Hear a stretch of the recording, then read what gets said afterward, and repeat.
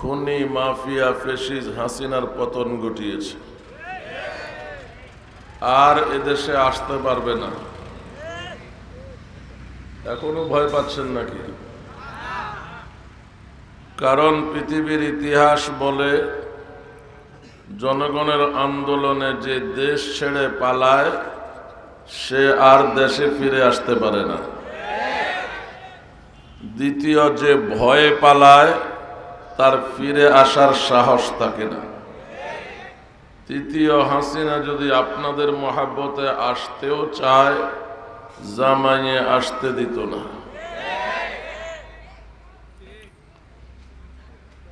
আমরা বলছি না, তারাই বলছে বাংলাদেশ আর ভারত স্বামী স্ত্রীর সম্পর্ক।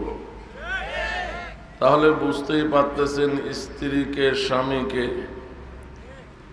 2010 সালে আমি আমার এক বক্তৃতায় বলেছিলাম 1971 সালে হাসিনার বাপ এদেশের জনপ্রিয় নেতা ছিল। 1975 সালে এই জনপ্রিয় নেতার জানাজা পড়ার মতন মানুষ পাওয়া যায় না। 1971 সালে মানুষ তাকে যেভাবে গ্রহণ করেছে, 1975 সালে মানুষ সেভাবে প্রত্যাখ্যান করেছে। হাসিনাকে বলছিলাম, তুমি তোমার বাবা থেকে শিক্ষা নাও। তুমি যদি ইসলাম বিরোধী কর্মকাণ্ড থেকে ফিরে না আসো, তোমার দাফন করার মতো লোক পাওয়া যাবে না। আজ আমার কথাটা অনেকটা সত্য হতে চলেছে। হাসিনা এদেশে মরবেও না, এদেশের কেউ তার দাফনে যাবেও না। পৃথিবীর কোন দেশে জায়গা নাই। দুবাই এয়ারপোর্টে গিয়ে 17 ঘন্টা ছিল। দুবাই সরকার বলল নো এন্ট্রি। আবার ফিরে আসছে স্বামীর দেশে। আপাতত বোঝা যায় সেখানেই মরব। বাকি রইল পড়ে না গাড়ে, এটা দেখার বিষয়। বুঝেন নাই কথা? কারণ হাসিনার চরিত্র দুই দিকেই আছে, পট্টিও বানত তিলকও মাত্র। কথা বলেন, ভয় পাচ্ছেন এখনো? ব্রিটিশ বেনিয়ারা 200 বছর রাজত্ব করার পর যখন ভারত ছেড়ে চলে যাবে, তাদের তো অনেক দালাল তৈরি হয়েছে। দালালগুলো হাত জোড় করে বলল, প্রভু তোমরা তো চলে যাবে, আমাদের কি উপায় হবে? তখন ব্রিটিশ তার দালালদেরকে শিখাইয়া দিল, তোমাদেরকে একটা পলিসি শিখাইয়া দিচ্ছি। এই পলিসি মেনে চলতে পারলে তোমরা ইজ্জতের জীবন পাইবা। পলিসিটা কি?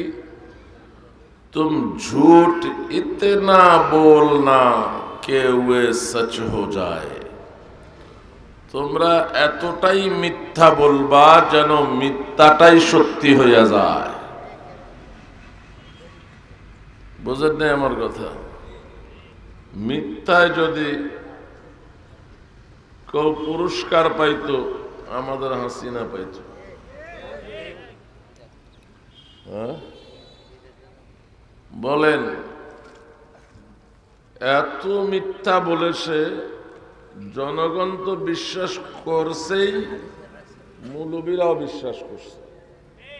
আবার কোরআন সুন্নাহর মঞ্চ থেকে ওই মিথ্যা বয়ানও করছে। বুঝেন না আমার কথা? এতটাই মিথ্যা বলছে যে মিথ্যাটাকে সত্য হিসাবে জনগণ গ্রহণ করেছে, এমনকি হুজুররাও গ্রহণ করছে। শুধু গ্রহণ না, কোরআন সুন্নাহর মঞ্চ থেকে ওই মিথ্যা বয়ানও করছে। আমি প্রমাণ দেব একটা একটা করে, প্রমাণ ছাড়া কোনো কথা বলি না। কি? হাসিনার বাপ ইসলামের সেবা করার জন্য ইসলামিক ফাউন্ডেশন করেছে, তাবলীগের কাজ পরিচালনার জন্য কাকরাইল মসজিদ করছে। তামাম দুনিয়ার মুসলমান এক জায়গায় ইজতেমা করার জন্য টঙ্গী ইজতেমার মাঠ দিয়েছে। ইসলামের জন্য এত কিছু যে করে সে তো যুগের হাসান বসরি হওয়ার কথা। আসলে এগুলি সব আসা আসা মিশা কথা, বুঝেন নাই? এটা আমাদের চট্টগ্রামের ভাষা, আসা আসা মিশা কথা, মানে ডাহা মিথ্যা, জাজ্জল্যমান মিথ্যা। ইসলামিক ফাউন্ডেশন এটা 1968 সালে পাকিস্তান সরকার গঠন করেছে, নাম দিয়েছে ইসলামিক একাডেমি। বলেন কি নাম? Islamic academy. হাসিনার বাপ 1973 সালে একাডেমি শব্দ বাদ দিয়া সেখানে বসিয়েছে ফাউন্ডেশন। তাহলে হাসিনার বাপকে সংগঠনের প্রতিষ্ঠাতা, কথা বলেন না, না ভয় পাইতেছেন? এখন বাচ্চা জন্ম দিলাম আমি, নাম রাখলাম আব্দুল্লাহ। হুজুর কোলে নিয়া চুমু খাইয়া একটা চকলেট দিয়া কইল তোর নাম আব্দুর রহমান। বাচ্চা আমার না হুজুরের, হুজুরের। সংগঠন করছে পাকিস্তানিরা, নামের একটা শব্দ বদলাইয়া প্রতিষ্ঠাতা হইয়া গেছে হাসিনার বাপ। এই ইসলামিক ফাউন্ডেশন দিয়া হাসিনার বাপের হাসান বসরি হওয়ার সুযোগ নেই। এটা বোঝার জন্য আরেকটা উদাহরণ দিচ্ছি। ঢাকা এয়ারপোর্ট ছিল তেজগাঁও এয়ারপোর্ট, যেটাকে বর্তমান পুরাতন এয়ারপোর্ট বলা হয়। বর্তমান যেটা এয়ারপোর্ট আছে, এই দিক থেকে গেলে টঙ্গীর পরে, ওই দিক থেকে আসলে টঙ্গীর আগে।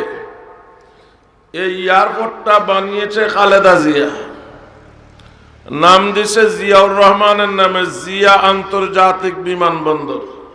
কি নাম? হাসিনা আয়েশা জিয়াউর রহমানের নাম বদলাইয়া দিছে নিজের নামে।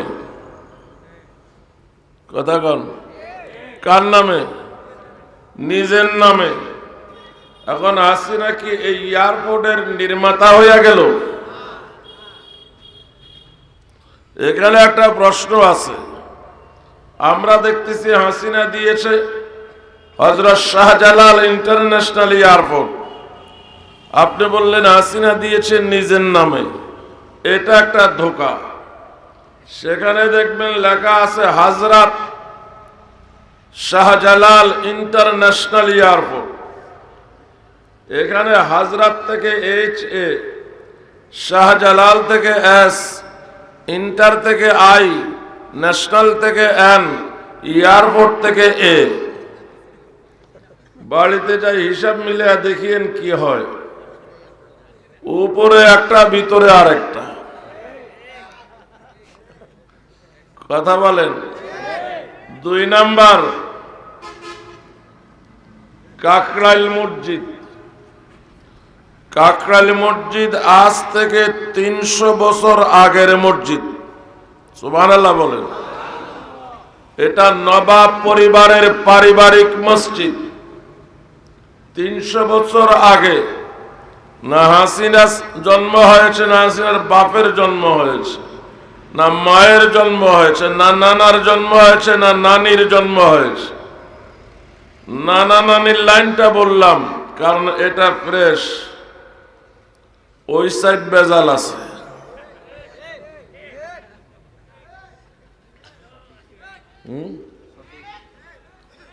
নবাব কারা?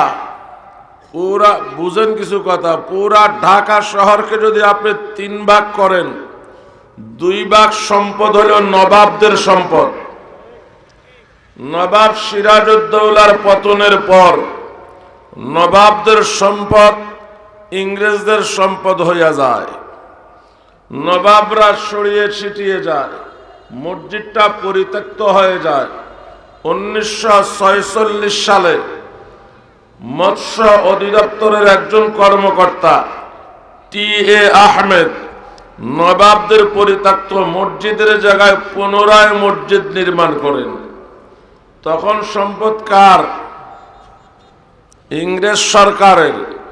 ইংরেজ সরকার থেকে নোটিশ এসেছে বিনা অনুমতিতে সরকারি জায়গায় কেন মসজিদ বানানো হলো। টি.এ. আহমেদ পাক্কা ইমানদার ছিলেন।